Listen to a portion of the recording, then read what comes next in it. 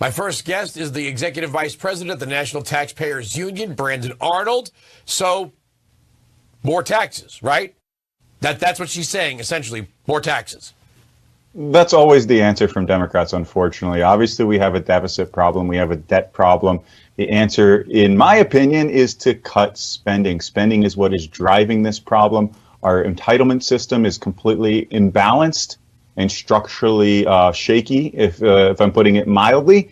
And we have the most progressive tax system on the planet. The most progressive tax system on the planet. I'm repeating it because nobody believes that. Everybody thinks it's going to be Sweden or one of the socialist countries of Europe. But no, we place the biggest tax burden on the shoulders of the wealthy than anywhere else in the world. So the tax issue is not really what is driving our problem right now. It's the fact that we don't have a Congress that can act fiscally responsible, and we don't have a president that is willing to fulfill his constitutional duties and not try to spend hundreds of billions of dollars as he's doing in the case of this student loan debacle. You know, this is why I say I hate democracy. When you have more people receiving than paying, you can always count on the recipients to vote for more spending because they're not liable for it. I call them zero liability voters. That's what they are. They're voting equally with people who are paying taxes, some who are paying more in taxes, some are paying less in taxes, against people who aren't paying any taxes at all, who are getting earned income tax credits, which means that they're not on the hook for any of this. They get all their money back and then some.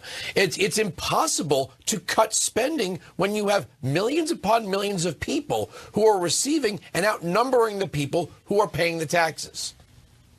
Yeah, that's true. And the problem, of course, got a lot worse during the pandemic because we had these stimulus payments, we had the ramped up child tax credit, we loosened the requirements for people to get on programs like Medicaid and some of the welfare programs. And therefore, we have even more people than we normally do who have zero tax liability, or in many cases, negative tax liability. They're getting something from the government instead of paying anything to the Treasury.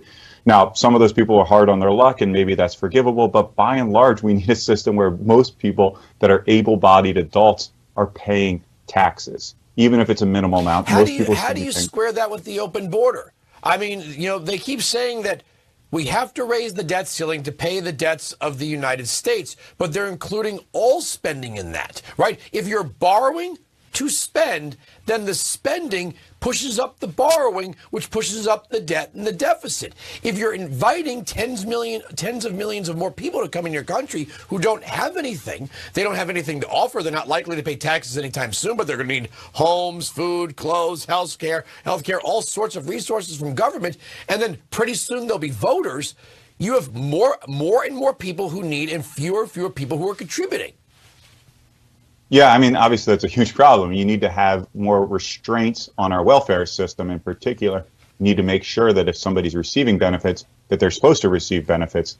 They need a social security number, for instance. Unfortunately, we've seen a degradation in these constraints over the years that was worsened dramatically during the pandemic. During the pandemic, we loosened all of these restraints, and it's basically just money flowing out the door left and right.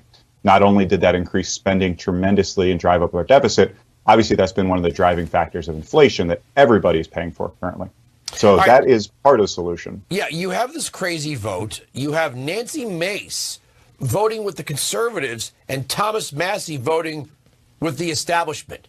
I mean, I've been saying since the beginning, this is really, you want to talk about strange bedfellows. We saw some pretty bizarre stuff, and there's two arguments here. One, this is the first step towards a balanced budget or reducing spending or cutting spending. We'll deal with the rest of it in the appropriations process. The others that say, no, now is the time, hold their feet to the fire, all the cliches you could possibly throw at it. And we failed. So who's right?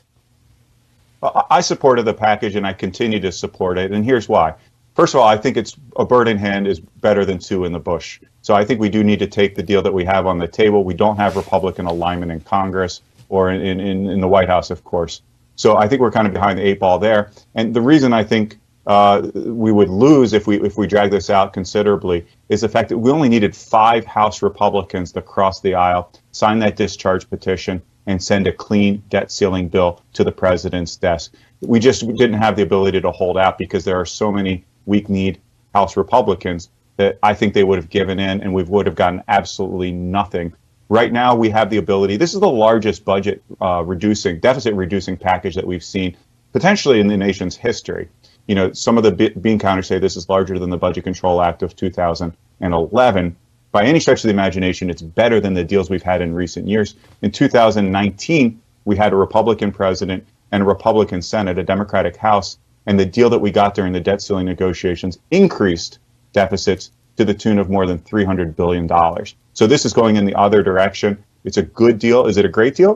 Probably not, but it's a good deal, and it's a victory for taxpayers, even if maybe we could have had a better one, but I'm not convinced that that would have happened, because I do think moderates would have crossed the aisle and we could have potentially gotten absolutely nothing. I will say this in close. If Republicans don't actually cut the spending, I don't mean the proposed spending, you know, the slow the growth garbage. I mean actually spend less, and not just 2022 levels, pre-pandemic and then some. I'm going to have a hard time convincing people to vote Republican. I got to leave it there. Thanks for joining us. Always a pleasure.